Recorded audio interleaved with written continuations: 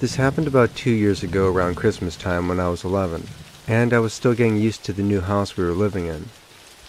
It was storming that night, a rare thing to happen around where I live, and it didn't bother me one bit. It would always storm where I used to live. It was around midnight and I was lying in my full-size bed, on top of the covers, and I was staring at my ceiling. To the right of me was my entertainment area, to the left a bookshelf. I had two large windows next to each other behind me, and a vanity in front. On the left of the vanity was a door. The door to the hallway was open, and the room across from mine was my mom's sewing room. The window faced me. I listened to the rain hit my window. I remember feeling a warmth and joy. But suddenly, I felt cold, and a strange urge to look up. So I did. I put on my glasses that were next to me and I propped myself up on my elbows. I could see a tall, male-shaped figure walking down the hall. He was wispy like smoke, and dark. Really, really dark. His long arms moved imply as he walked slowly in long strides. When he was perfectly in line with my doorway, he turned and just stayed there, watching me with his dark red eyes. I couldn't breathe or move. I wasn't scared, but I had no control over my body. Lightning struck, and he seemed to absorb the light that came from the window behind him. My body was forced to lie back down. Then I felt normal again. I sat up quickly and he was gone. I got up quickly and searched my house. No one was awake. Officially freaked out of my 11-year-old mind, I attempted to go back to sleep, hiding myself with blankets and pillows. I couldn't sleep that night, and I kept hearing a deep, raspy male voice call my name. It called it quietly, but it seemed to echo around my room. Even now I still see a shadow like him in the corners of my room, but it doesn't scare me as much as it did then. It seems like he wants something, but I just don't know anymore.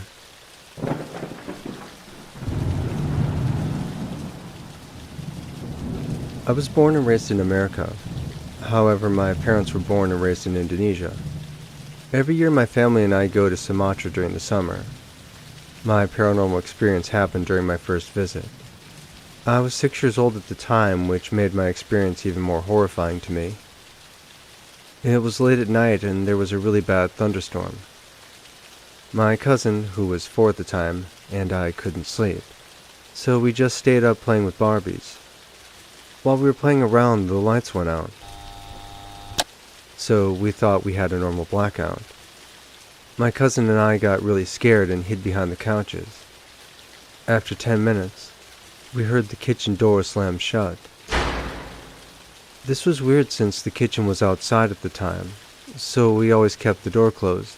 I just thought maybe the strong winds opened the door and slammed it shut, but this wasn't the case. My aunt usually spent most of her time in the kitchen, so I silently hoped that it was just her coming out of the kitchen. But it wasn't. Then we heard chains being dragged on the floor, and the sound of someone moaning. My cousin tugged my shirt and said, "Ghost." Her eyes were wide with fear and tears started to roll down her cheeks. I put my hand over her mouth and tried to hold back her tears. I peeked over the couch, and there was a woman with long black hair, and she was wearing a white dress. There were chains tied to her ankles, and she dragged her feet. I looked at her with wide eyes and gasped. Apparently she heard me too, because she turned her head towards me and glared. Then she slowly smiled and started chuckling. The way she turned her head made it seem like her neck was broken. Then I ducked behind the couch and started screaming my head off. My cousin and I were holding on to each other and rocking back and forth. My cousin told me to get rid of her, but of course I couldn't. Then the lights went back on, and the woman disappeared. Our parents ran out of their rooms to see what was wrong, and when we told them what had happened, They didn't believe us. Ever since that night, my cousin and I slept in our parents' beds.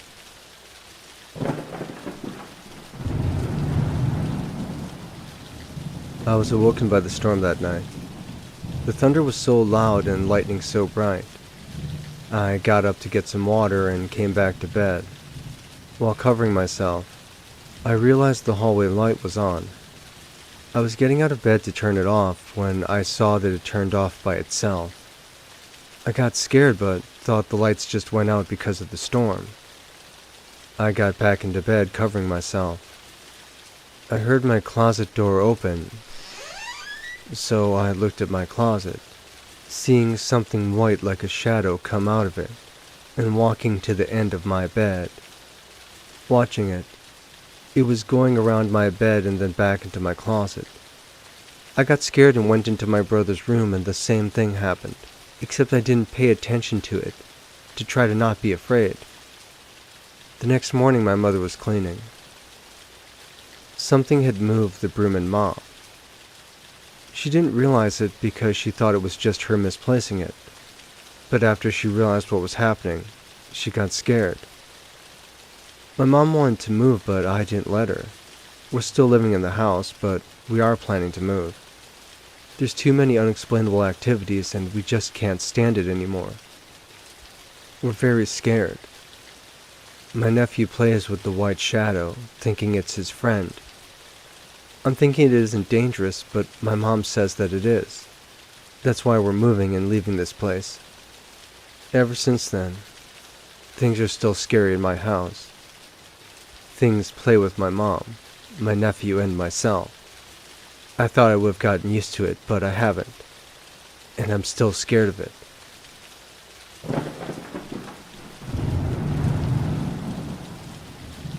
This happened when I was about 14 and a half.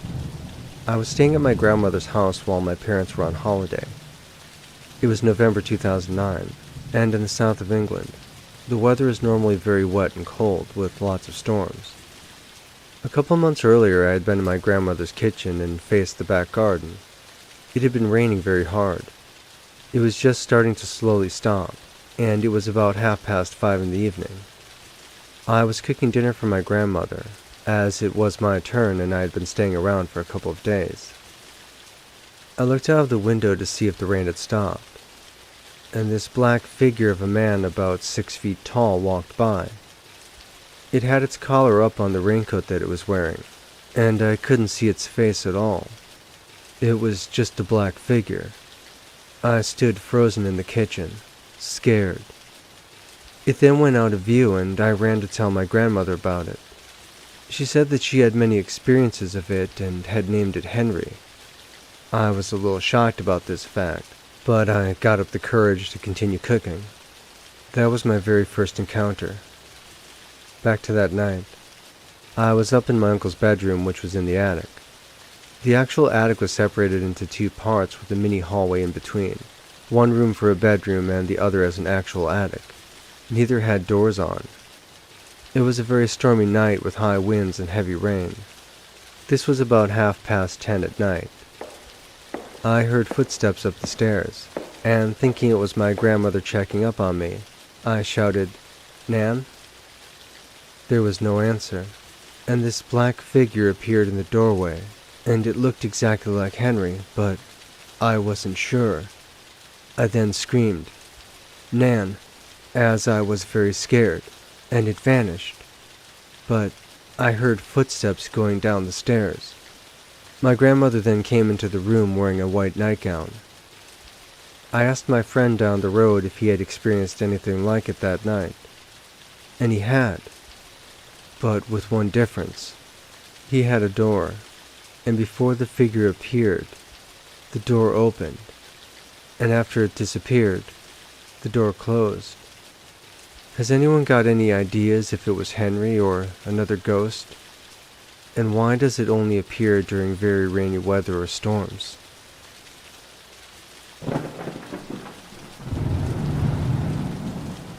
When I was younger, back in the mid-70s, my husband and I lived in an apartment complex. We were fairly well acquainted with the couple who lived above us. They were an attractive couple, but their relationship had been a volatile one to say the least. They fought constantly over any and everything, and from time to time, they had even been known to take shots at each other with a snub-nosed .38 pistol the man owned. One night, what I'd feared for months happened. They got into one of their heated arguments, but this time it ended when the woman shot the man to death with his own gun. The man fell to his death on my porch, right in front of my front door. No charges were brought against her, and the woman pleaded self-defense. Less than a week after the man's death, she began to behave irrationally. She became jittery and claimed to have seen the man in her bedroom on more than a few occasions. Once, she'd even said she saw him climbing up the wall outside her bedroom window. Less than 2 months later, the woman packed up and moved hastily out of the apartment, and no one ever saw her again. Then one night, about 6 months after the man had gotten killed, my husband and I were entertaining friends. Among them had been my husband's uncle, who'd been legally blind since his early teens. It was late summer, and as will happen in summer, a fierce thunderstorm struck with plenty of lightning, high winds, and blowing rain. The storm lasted all of 20 minutes.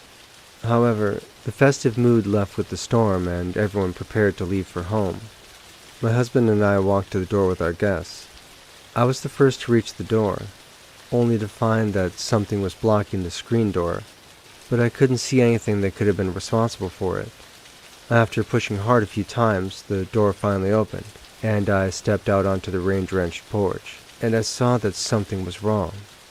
Even though the entire porch was soaked, the spot in front of my door was bone dry. And what was even more eerie was the fact that the dry spot was in the shape of a human being, from the shape of the head down to the feet, and it was lying in the exact position my neighbor had fallen when his wife shot him. No one wanted to believe it, even though several people witnessed this weird sight. To validate it for himself, my husband's uncle leaned down and felt along the dry spot with his hand, and it left him speechless. We moved out of our apartment several months later, but until we did, occurrences that could not be explained happened in the apartment. I knew it was my neighbor. He wasn't ready to go, and until this day, I believe that he still haunts that particular apartment.